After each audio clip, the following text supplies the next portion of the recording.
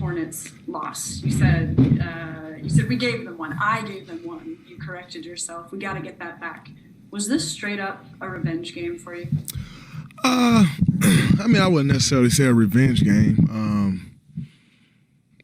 A revenge game would be a bit of a stretch, I would say. Is just me coming out and making it right. Trying to do whatever I can to help this team get a win, and can't just forget about what happened last week. So I wouldn't call it a revenge game. What does the new career high in assists mean to you? It means my teammates are playing well, and it means we're getting better. I think earlier on in the year there was a lot of things that I wouldn't see that I would see that other guys weren't seeing. But with the repetition, with the time together, guys are starting to see that. Kelly Oubre has been fantastic cutting off the ball. Wiggs, obviously, I can always find Steph somewhere.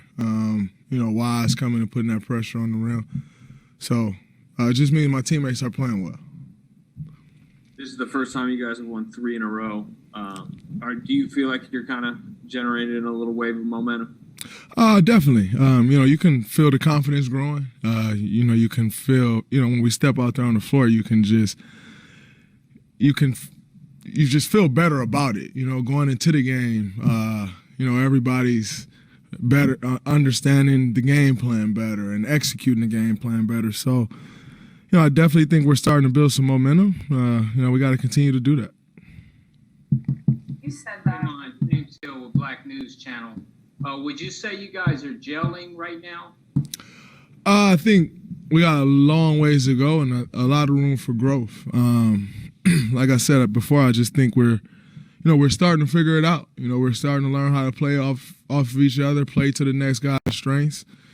And, we're using each other to get it done. In the first 10 games or so of the season, there was a lot of all of us trying to get it done ourselves. We're learning how to use each other, and, it's making our team a lot better.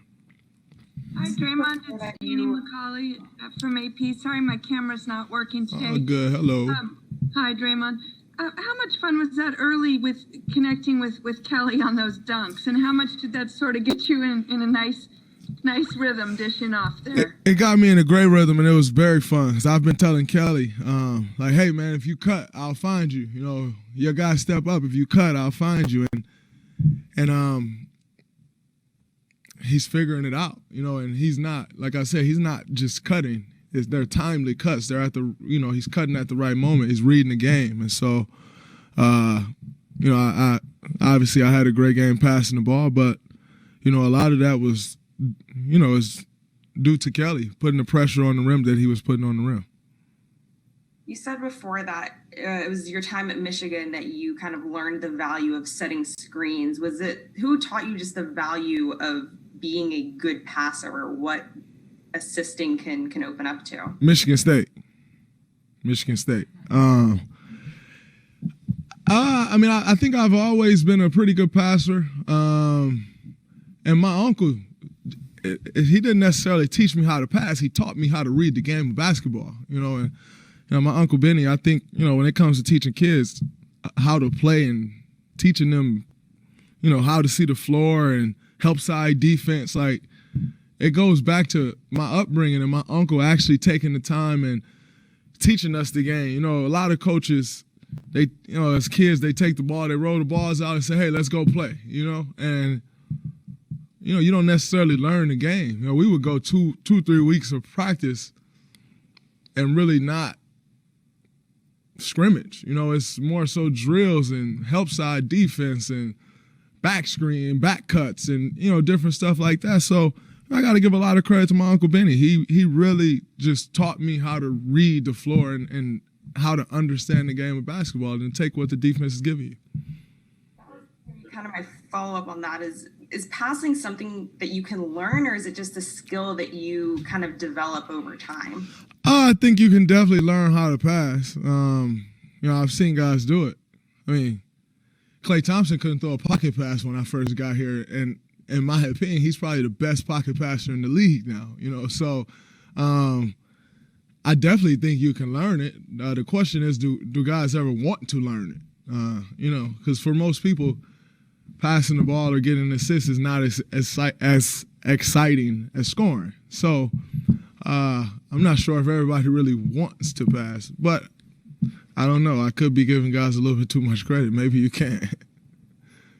You said a couple weeks ago you felt like you were a couple weeks away from being right physically. A couple weeks later now, do you feel like you're right there and you're now 100% from the start of the season and in the injury and everything that went down? Yeah, I feel amazing. I've been doing a lot of work with Rick Celebrini every day, just really getting the body right. And I was excited as hell to come into this offseason. I really lift, hard with Travell Gaines and my guy James. And I was coming into the season in the best shape I had come into the season in years. And then obviously, with the injuries and all of that, after sitting for a month, get a little dicey and trying to, get my wind back and all of that stuff. And, just really putting the work in with Rick and with Bergie, just doing the work and kind of picking up where I left off in my summer work with Travell Gaines and Travis Walton. Seth and LB been in the gym with me daily on the court. And, it's all starting to come together for me. But, I can't take all the credit for that. There's a lot of guys here and also my guys back in L.A., where I am in the offseason that helped me put a lot of work in to, start getting back to the level that I'm accustomed to being at. Steve described this game as as wild. Do you think that this style of game kind of plays to your guys' strengths at this point? Oh, it was definitely super wild. I think we can definitely play that style, but we also can't turn the ball over 25 times either, So, there's a balance. We got to find that balance. And saying that, coming off a long road trip and, coming back home, that game is always tough.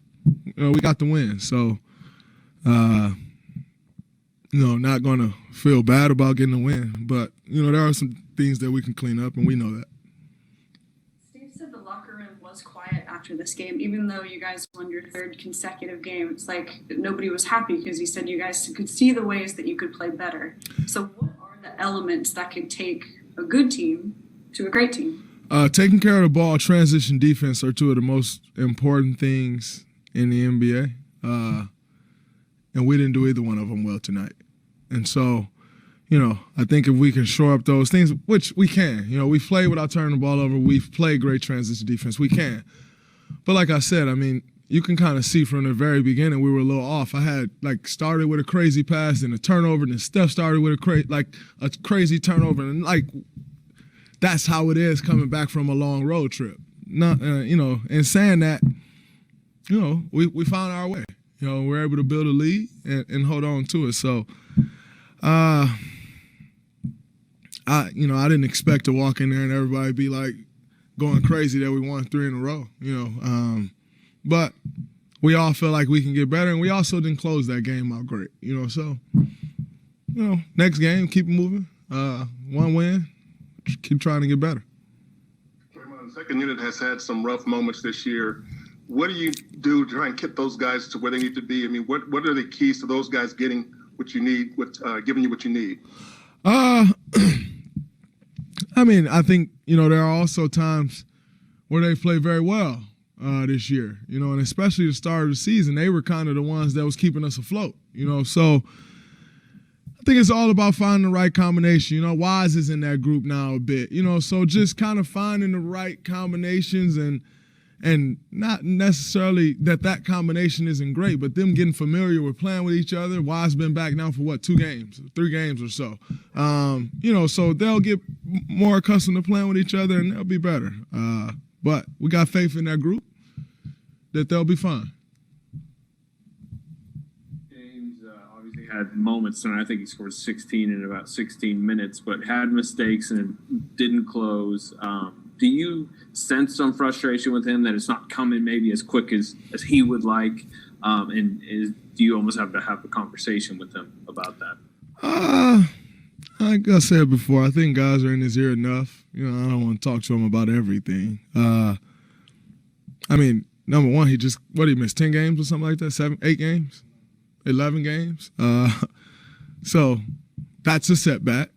That's 11 games of experience that he missed. And in saying that, he's still, we're 34 games in, so he's about,